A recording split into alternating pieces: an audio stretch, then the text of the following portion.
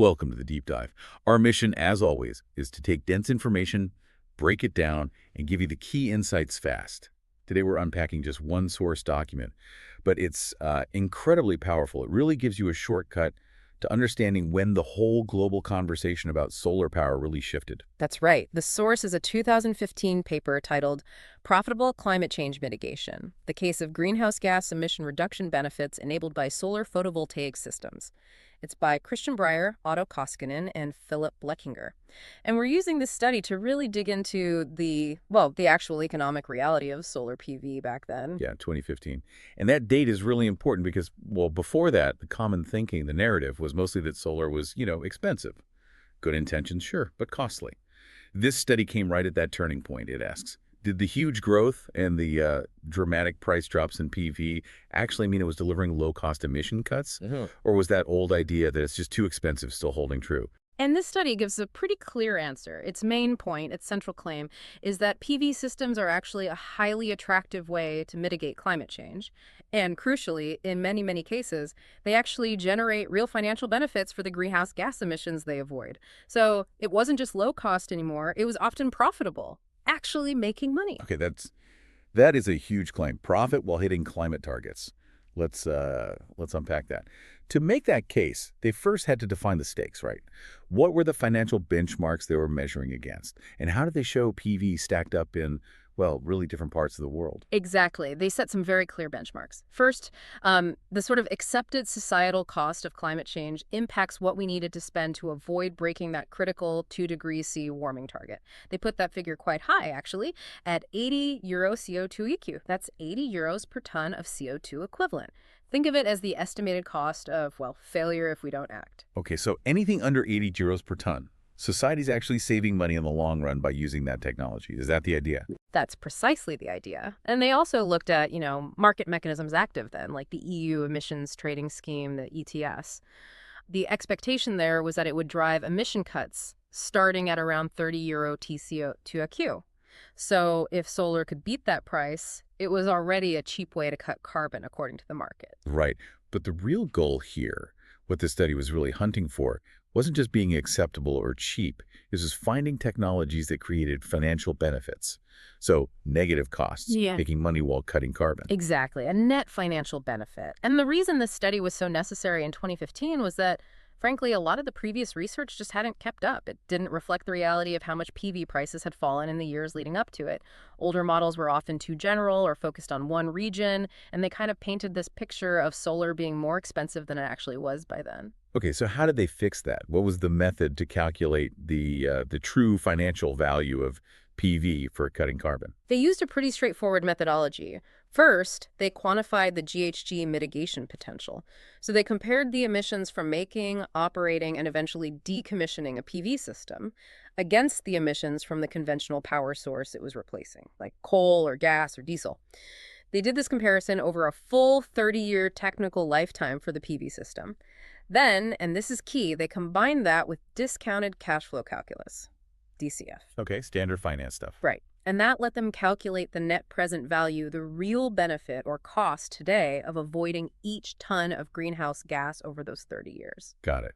So let's dive into the results. Maybe start somewhere challenging, like Germany. Famous for early solar adoption with feed-in tariffs, FITs, but often seen as, an expensive early investment. Yeah, Germany's a great starting point. For German residential rooftop systems, the study found that even with those early FITs supporting the market, the cost of avoiding GHG emissions was somewhere between 17 and 70 euro to a kHW. It depended a bit on the specific assumptions, like how you model future electricity prices. Okay, but even at the high end, 70 euros, that's still clearly lower than the 80 euro threshold for the cost of climate damage. So even in that early subsidized market, PV was already a net benefit for society. It wasn't really a cost to fight climate change.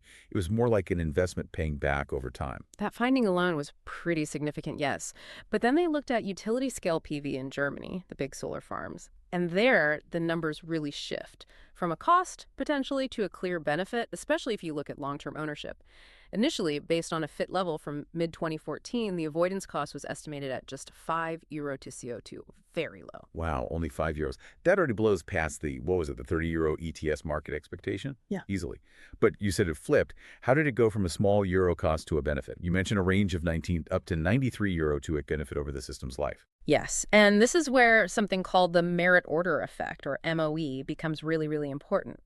The study factored this effect in, especially looking across the full 30-year technical life of the plant. The MOE essentially captures the value PV adds by lowering the wholesale electricity price for everyone on the grid. Okay, wait. Explain that for our listener. How does solar, which sometimes needs support or is intermittent, actually lower the average price? That sounds a bit backwards. It does sound counterintuitive, but it comes down to marginal cost. Think about conventional power plants, gas, maybe older coal. They have real costs to produce the next unit of electricity. They have to buy fuel, right? Right, fuel costs. Solar PV, though, once it's built, its marginal cost is practically zero. The fuel sunlight is free. So when Yeah. you have large amounts of this zero marginal cost solar flooding the grid, especially during sunny daytime peaks, it pushes the more expensive power plants, the ones with high fuel costs, further down the dispatch list. Sometimes they don't even need to turn on. Ah, I see. So the most expensive power plant might not run, and that brings the overall market clearing price down for everybody. And that reduction, that's the benefit they're calculating. And the PV plant owners capture some of that value. Precisely. That's the mechanism, and it's why the study found the benefit could reach as high as €93 TCO2Q, particularly if the plants were owned by public utilities or entities that could really capture that long-term operational value well after the initial FIT support ended. The economics just completely change once that upfront capital cost is paid off. Hmm. I do wonder about that 30-year lifetime assumption, though. That's quite a long projection for discounted cash flow. Was that a point of debate? Like, what about maintenance or newer tech, making older panels less valuable? Does the benefit hold up? That's a fair question, and it's always a factor in these long-term analyses. The study did address it, though. They argued the 30-year assumption was reasonable based on, well, the proven durability of PV modules already in the field back then, and the expectation that maintenance cost would stay relatively low. The point was basically that even if you use conservative discount rates, the sheer value of replacing expensive fossil fuels for 3 decades was so high that it strongly favored the PV investment case. Okay, that makes sense. Let's shift gears then, away from subsidized markets. Where was PV just winning on its own merits, purely financial? Yeah, let's look at Turkey and the MENA region, Middle East and North Africa. For commercial rooftops in Turkey, the study found, well, massive financial drivers: the levelized cost of electricity, the LCOE, the break-even price over the lifetime. They calculated it at just 0.063 eurowatters, so about 6 cents per kilowatt hour. Okay, very cheap. And what was the alternative? What were businesses paying otherwise? The retail price they were avoiding was starting at 0.157 euro kilowatt watts, more than double. So the gap, the savings from just using your own solar power, was enormous. And this translated directly into GHG avoidance benefits of 44 to 63 euro TCO2U. And the profitability. I think the outline mentioned internal rate of return, IRR. That number sounded incredibly high. It was. The IRR was reported as high as 57%. 57%. If the project used typical financing like 20% equity and 80% debt. 57% IRR. Why so incredibly high? That's way beyond normal investment returns. It's almost entirely driven by replacing that super expensive retail electricity. The business isn't selling power cheap to the grid, it's using it on-site to avoid its biggest electricity bills. That high retail price just makes the return on the solar investment skyrocket. Right, self-consumption is key there. And a similar story, I guess, in the MENA region, but with big power plants replacing oil. Exactly. The economics there were just, well, unbeatable. The study found the PV LCOE in that region was even lower, around 0.047 eurowatt-hours, about 4.7 cents. Now, compare that to oil-fired power plants. The study conservatively estimated the cost for just the fuel they burn, forget building the plant or running it, was 0.121 eurowatt-hours. Hold on. So the total cost of solar, including paying off the panels, was like 60% lower than just the fuel bill for the oil plant? That's it precisely. An undeniable economic advantage. And that, naturally, leads to huge GHG avoidance benefits. They calculated benefits ranging from 140 up to 255 euro TCOEQ. It depends a bit on what you assume for future oil prices, but either way, it's massive. Replacing expensive, dirty fuel just creates enormous value. Okay, let's go to the most extreme examples now. Off-grid. This is where PV is replacing the absolute most expensive, most polluting options out there, right? The substitution benefit must be maxed out. Absolutely. Let's start with Caribbean islands. Rooftop systems there. Island grids are often isolated, relying heavily on imported diesel fuel for generators. Super expensive. The study mentioned average prices around 0.31 USDK weight, 31 cents. It's maybe 4 or 5 times what someone on the mainland might pay. The drive to replace that must be immense. Huge. And the study found that even when you factor in the extra cost of batteries needed for reliability, putting in PV systems resulted in financial CO2 reduction benefits of about 103 euro T CO2Q. That reflects both the high diesel cost and the fact that those smaller diesel generators are often pretty inefficient and emit a lot of GHGs per unit of energy. Okay, next step. Totally off-grid, like PV-based mini-grids. The study looked at Rwanda. Yes, Rwanda, a place with low electrification rates historically. Here, they analyzed PV battery hybrid mini-grids competing against local diesel grids. The PV battery system LCOE, even including the batteries, came in at 0.169 euro-watt-hours, significantly lower than the diesel grid LCOE, which was estimated at 0.432 euro-watt-hours, almost 3 times higher for diesel. That huge cost gap must be what drives that really high climate benefit number. It is. The resulting benefit for avoided GHG emissions hit 380 euro TCO2 just an astronomical figure. It reflects replacing very high cost power and very high emission power all at once in a place where providing any reliable electricity has a massive development impact, max profit, max climate benefit. And that same peak benefit number, 380 euros, also showed up in the smallest applications, solar home systems in sub-Saharan Africa. What makes that number so high there? It seems like a totally different scale. It is a different scale, but the key driver is similar, replacing something incredibly inefficient and polluting. In this case, it's kerosene. These tiny off-grid systems, maybe just 10 watts for basic lighting and phone charging, they paid for themselves incredibly quickly. Amortization in just 1 to 3 years typically for a system designed to last 15 years.